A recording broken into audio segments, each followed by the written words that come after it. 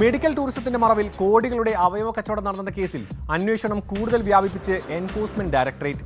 സംസ്ഥാനത്തെ വിവിധ super speciality ആശുപത്രികളിലും ഇടനിലക്കാരുടെ വീടുകളിലും ഇഡി റെയ്ഡ് നടത്തി. 5 സ്വകാര്യ ആശുപത്രികളിലാണ് പരിശോധന നടത്തിയത്. കാസർഗോഡ്, കൊല്ലം എന്നിവിടങ്ങളിലാണ് ഇടനിലക്കാരുടെ വീടുകളിൽ റെയ്ഡ് നടന്നത്. പലയിടത്തു നിന്നും രേഖകൾ പിടിച്ചെടുത്തിട്ടുണ്ട്. സാമ്പത്തികമായി പിന്നോക്കം നിൽക്കുന്നവരെ പ്രലോഭിപ്പിച്ച് അവയവദാനത്തിന് ഇരയാക്കുന്ന കേസിന് പിന്നാലെയാണ് ഇഡിയും അന്വേഷണം തുടങ്ങിയത്.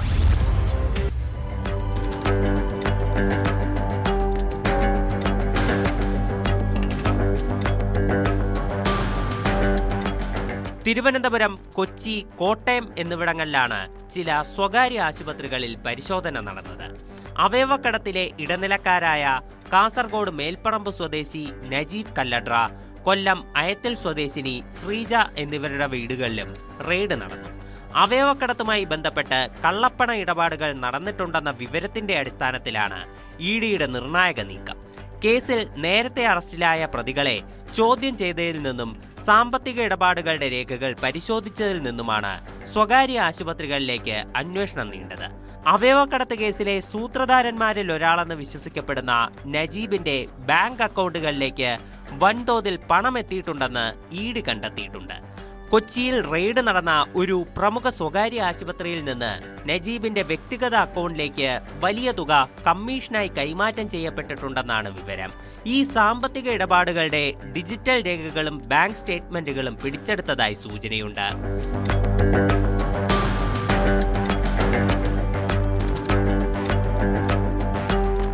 കൊല്ലത്തെ ശ്രീജയുടെ വീട്ടിൽ രാവിലെ 6 മണിയോടെയാണ് ഇഡി ഉദ്യോഗസ്ഥർ പരിശോധനയ്ക്കെത്തിയത്. കേന്ദ്ര പോലീസിന്റെ സുരക്ഷാ വലയത്തിൽ നടന്ന റെയ്ഡിൽ ബാങ്ക് ഉദ്യോഗസ്ഥരും പങ്കാളികളായി. വീട്ടിൽ നിന്ന് സാമ്പത്തിക ഇടപാടുകളുമായി ബന്ധപ്പെട്ട രേഖകളും വിവരങ്ങളും പിടിച്ചെടുത്തു.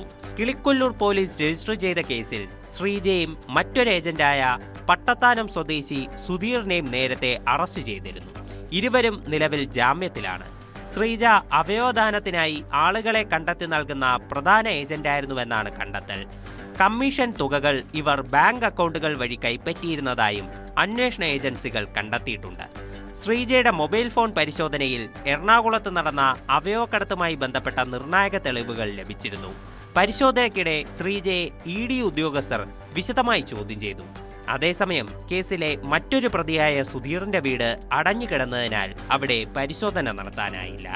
സാമ്പത്തിക ബുദ്ധിമുട്ട് അനുഭവിക്കുന്നവരെ കണ്ടെത്തി കുറഞ്ഞ തുക നൽകിയാണ് അവയവങ്ങൾ സംഘടിപ്പിച്ചിരുന്നത്.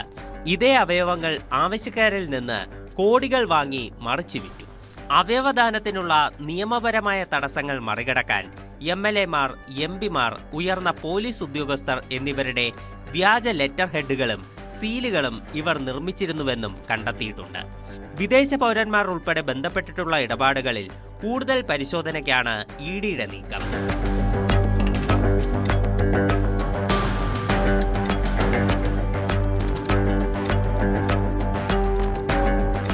ന്യൂസ് 18 കൊച്ചി, കൊല്ലം, കാസർഗോഡ്.